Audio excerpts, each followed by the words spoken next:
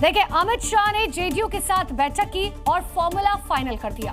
BJP और JDU में इस बार कोई बड़ा भाई और छोटा भाई नहीं होगा। दोनों 101 और 101 सीटों पर चुनाव लड़ रहे हैं। चिराग पासवान को 29 सीटें दी गई हैं, तो जीतन राम मांझी और उपेंद्र कुशवाहा को 6-6 सीटें दी गई, जिसके लिए अमित शाह के आवास पर जेडीयू की तरफ से लल्लन सिंह और संजय झा शामिल हुए। करीब 2 घंटे चली बैठक के बाद बीजेपी और जेडीयू में सहमति बन गई, लेकिन असल चुनौती थी चिराग पासवान, जीतन राम मांझी और उपेंद्र कुशवाहा को सेट करने की। पटना में विनोद तावड़े, धर्मेंद्र प्रधान लगातार कोशिशें करते रहे, लेकिन पटना में कई दौर की बैठकों के बाद भी बात नहीं बन पाई। और जब अमित शाह ने जिम्मेदारी हाथ में ली तो मामला सेट हो गया। और अब जो फॉर्मूला तय हुआ है उसके मुताबिक जेडीयू 100, एक और बीजेपी 101 सीटों पर चुनाव लड़ेंगे। चिराग की एलजेपीआर को 29, जीतन राम मांझी के हमको 6 और उपेंद्र कुशवाहा को भी 6 सीटों का फाइनल ऑफर दे दिया गया है। चिराग पासवान तो इतनी सीटों पर ऑल इज वेल बोल चुके हैं, लेकिन मांझी और कुशवाहा रूठे हुए बताए जा रहे हैं, जिस पर जेडीयू और बीजेपी ने तय किया है कि यदि ये दोनों इतने पर नहीं माने तो अपनी तरफ से 1-1 सीटें उन्हें दे देंगे। तो देखिए, इधर फॉर्मूला सेट होने के बाद जीतन राम मांझी ने अपनी प्रतिक्रिया दे दी और कहा कोई नाराजगी नहीं है, सब कुछ ठीक है। पार्लियामेंट में हमको 1 सीट मिली थी तो हम क्या थे, नाराज थे। वैसे यहाँ अगर 6 सीट की बात की गई है तो आला कमान का निर्णय है, उसको हम सिरोधार्य करते हैं।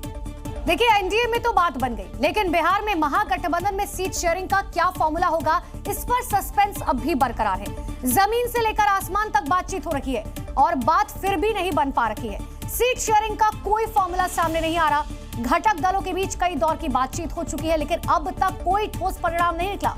अब तेजस्वी यादव दिल्ली पहुंच चुके हैं, जहां राहुल गांधी से उनकी मुलाकात होगी।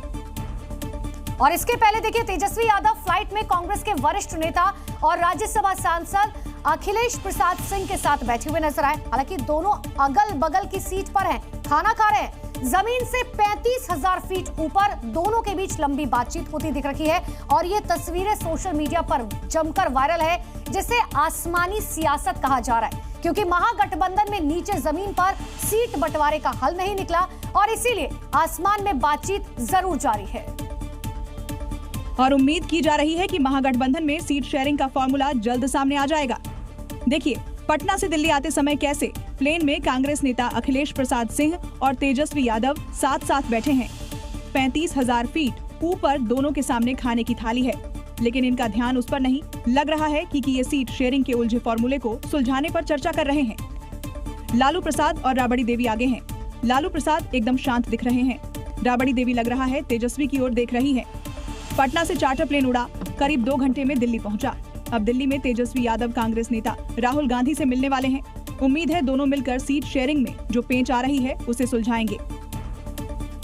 तो बिहार विधानसभा चुनाव में इस बार असदुद्दीन ओवैसी की पार्टी यानी कि एआईएमआईएम की 100 सीटों पर चुनाव लड़ने की तैयारी है। ओवैसी ने 32 सीटों पर उम्मीदवार भी उतार दिए और कहा तो ये जा रहा है कि ओवैसी पूरी ताकत से लड़े तो आरजेडी और कांग्रेस का खेल बिगाड़ सकते हैं, क्योंकि ओवैसी जो भी वोट काटेंगे वो अब आरजेडी या कांग्रेस का होगा।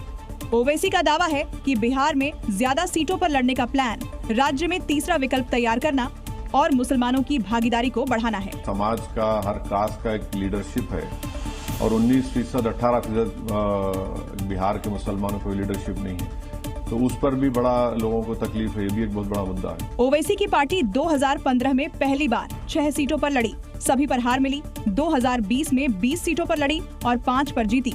इस बार 100 सीट पर लड़कर बिहार में तीसरा विकल्प बनने की तैयारी है। ओवैसी की ये तैयारी तेजस्वी और राहुल को खलने लगी है।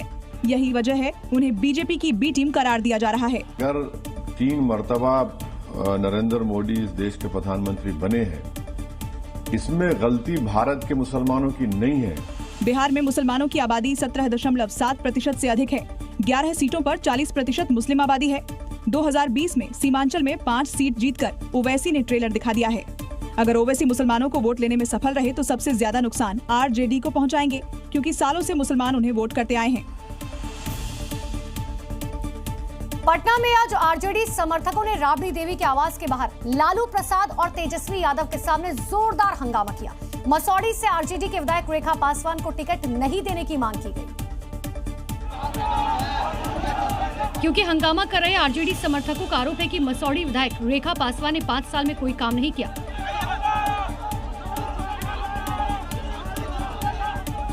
आरजेडी कार्यकर्ता सुबह सुबह पटना में राबड़ी देवी के आवास के बाहर इकट्ठा हो गए। ये सारे कार्यकर्ता पटना के मसौढ़ी के हैं, जो विधायक रेखा देवी के खिलाफ प्रदर्शन कर रहे हैं। देखिए, लालू तेजस्वी की गाड़ी आगे नहीं बढ़ पा रही। सुरक्षा गार्ड को गाड़ी के लिए रास्ता बनाने में पसीने छूट रहे हैं। विधायक से नाराज कार्यकर्ता नारेबाजी कर रहे हैं। कार्यकर्ताओं ने यहाँ पर भारी हंगामा किया है। मसौढ़ी के विधायक का टिकट काट के लिए अन्य को टिकट देने की बात ये लोग कह रहे हैं। कार्यकर्ता मसौढ़ी के विधायक रेखा पासवान का टिकट काटने की मांग को लेकर कई दिनों से नाराज हैं और लगातार विरोध दर्ज करा रहे हैं। देखिए, रेखा पासवान अपना टिकट कंफर्म करा पाती हैं या ये कार्यकर्ता उनका टिकट कटवा देते हैं, देखने वाली बात होगी। पश्चिम बंगाल के दुर्गापुर में मेडिकल स्टूडेंट से गैंगरेप के 3 आरोपियों को गिरफ्तार किया गया, लेकिन 2 अब भी फरार हैं। और इस घटना को लेकर भारतीय जनता पार्टी ने पश्चिम वर्धमान में सड़क जाम कर अपना प्रदर्शन किया। लड़कियों की सुरक्षा को लेकर लापरवाह होने के आरोप लगाए गए। यह है कोलकाता से 170 किलोमीटर दूर दुर्गापुर का इलाका। 10 अक्टूबर की रात 8 से 10 बजे के बीच गैंगरेप हुआ। अपने दोस्त के साथ डिनर के लिए निकली MBBS की छात्रा के साथ हैवानों ने दरिंदगी को अंजाम दिया एवं वहीं पे बाहर का 5 लड़का लेकर उसका बलात्कार किया है एवं उस जगह को 36 घंटा बाद पुलिस कॉर्डन किया है। क्यों नहीं इतना देर तक कॉर्डन किया है? हालांकि बंगाल पुलिस ने 3 आरोपियों को गिरफ्तार कर लिया है। फिलहाल तीनों से पूछताछ जारी है। वहीं 2 आरोपी अभी भी फरार हैं। दरिंदगी के मामले पर बीजेपी ममता सरकार पर हमलावर है और आरोप लगाया कि मुख्यमंत्री आरोपियों के साथ है। वहीं बंगाल सरकार का कहना है कि आरोपियों को कड़ी सजा मिलेगी। उसका साथ मुख्यमंत्री नहीं खड़े होते, उसका चरित्र खराब है ये बोलते, और जो मिसक्रिएंस है उनका साथ में, उनका पक्ष में हमारे सरकार, हमारे मुख्यमंत्री खड़े होते हैं। इस तरीके का किसी भी घटना कहीं पे भी होना जो है बहुत शर्मनाक है। महिला आयोग ने कॉलेज प्रशासन की लापरवाही मानी है। इस रेप केस ने 2024 के आरजी मेडिकल हॉस्पिटल में हुए रेप केस के जख्मों को फिर से ताजा कर दिया है और यही कारण है बीजेपी इस मामले को लेकर ममता सरकार को घेर रही है।